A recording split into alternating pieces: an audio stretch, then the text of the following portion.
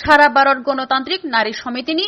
চাইতক Mumbai Bishalgarh CPIM বখাস্তে হাবানগর সংসদ দেখা আসুক সভা কক্টিশালনি দিবনি দামসা তামানি জরাও হাস্তিও বুড়িরক বুতক তাই রমপ্রে সম্প্রে খ্লাইজাক মানতে ও আসুক সভা সংসদ দেখা বিশালগড় সিপিআইএম বখাস্তে হাবানগ আরো ফাইমানজ ফাইকিয়া হাস্তেনি নারী নেত্রী রমা দাস সিপিআইএম সিপাহী জলা হাঙ্গনি নারী নেত্রী রেহেনা বেগম নখবই কুবনি আদমরক যেটা আমি বলছি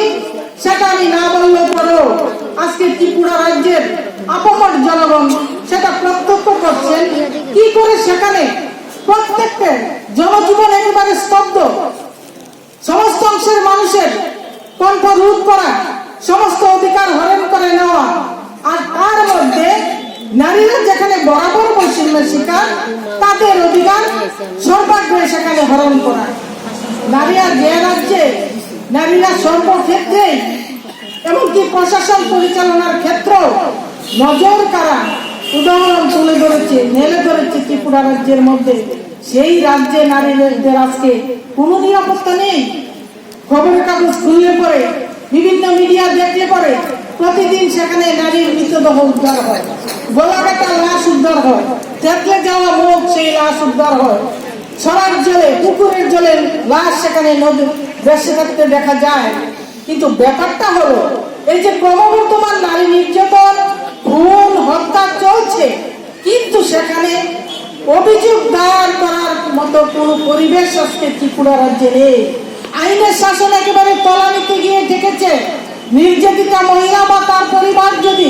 সেখানে অভিযোগ দায়ের করতে যান তাদেরকে সেখান থেকে ফিরিয়ে দেওয়া হয়,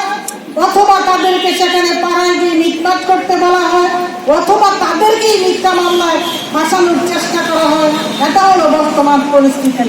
আর যদিও বা কোনো মতে এফআইআর দায়ের হয়, প্রকাশ্যে দেখছেন প্রতিদিন পত্রিকার মধ্যে উঠছে যে গণধর্ষণের আসামি, ধর্ষণের আসামি বুক ফুলিয়ে